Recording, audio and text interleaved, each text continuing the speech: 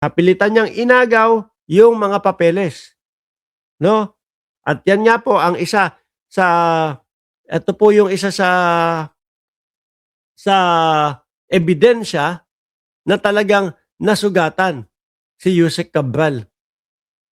Oh, ayan, 'di ba? Pinakita nung mga staff niya, pinicturan nung staff niya at ayun nandoon si Leviste at eto nga akala mo nasa computer shop na estudyante, nasa loob.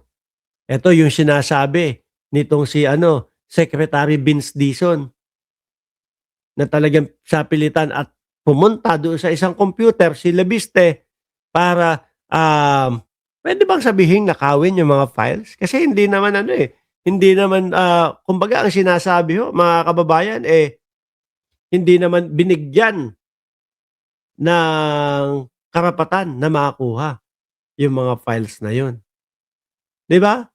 Oh, 3 months ago nakuha yung files, naku nandito si ganito, ganyan.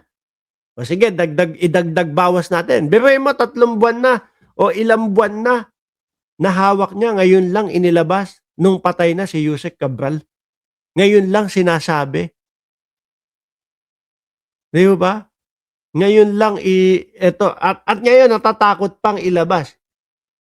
Partial lang. Hindi puwedeng gano'n. Kaya nga po yung mga disgaya, mga bossing, hindi mabigyan, eh.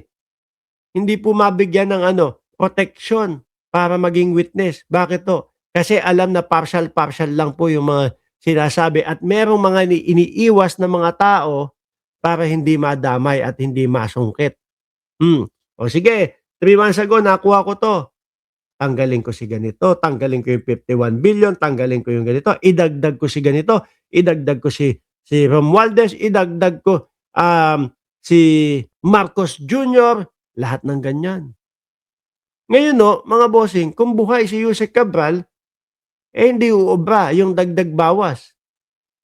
Pinapatawag na si Yusek Cabral sa ICI, naku, hindi puwedeng makapunta 'to sa ICI kasi masusunog itong sa'kin. Siyempre ang pinakapapaniwalaan, eh, yung kay Yusek Cabral dahil siya mismo yung tao dun, 'di ba? So ngayon, kailangan mawala si Cabral. Ang tanong natin, si Leviste ba ay may kinalaman doon sa pagyao o pagkamatay ni Yusek Cabral? Dahil 'pag buhay 'yan, itong dagdag bawas namin, eh, walang mangyayari dito. Dahil sasabihin ni Cabral, "Hindi po totoo 'yan, ang totoo po, eh, itong nasa akin. Binawas nila, dinagdag po nila, ganito, ganyan." 'Di ho ba, mga bossing? Ngayon, sino ang bina-blackmail ni Leviste, mga kababayan? Ang bina-blackmail ni Leviste ngayon, eh, ito pong si Secretary Vince Dizon. Bakit 'to? Kasi walang kumampi sa kanya, eh, 'no? Walang kumampi sa kanya. Biruin mo, sino ba naman ang kakampi diyan, mga kababayan? Pati patay. Patay na ho, 'Di ba Sir Chris Angel, Shiro Kansaki, patay. Ano pangalan? Nakalimutan ko lang yung pangalan, eh, na sinasabing kasama daw po doon. Pati patay, nakasulat doon sa kanyang listahan. Oh, namatay ng, 2022 tapos kasama, doon sa mga nag-i-insert daw ho. May video yung nanguha ng file si Leviste, sabi ni Joseph. Oh, may video ba tayo? Ito ba yon? Question ngayon, ang Tama ba ito? Oh. Biruin mo, paano ho maniniwala diyan, mga bossing? At mismong sinasabi ni Secretary Vince Dizon ho, mga kababayan, alisin ko muna 'to, mamaya natin play yan. Dito ay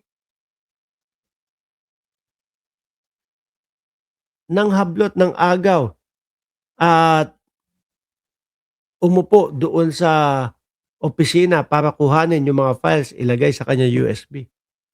Ngayon, dahil ayaw siyang kampihan ni Vince, Dizon, mga bossing, at ang sinabi, wala akong ino-authenticate na ganyan, ngayon siyempre blackmailan na ho.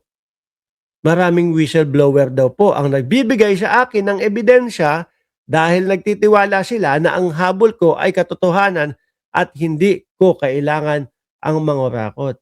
ang pagkakaalam ko, ah, basa ko doon sa mga balita dahil yung solar mo aalisin na o hindi na pinayagan kasi nga hindi nakakapag-deliver ng maayos. 2% lang daw do'n sa ipinangako mo.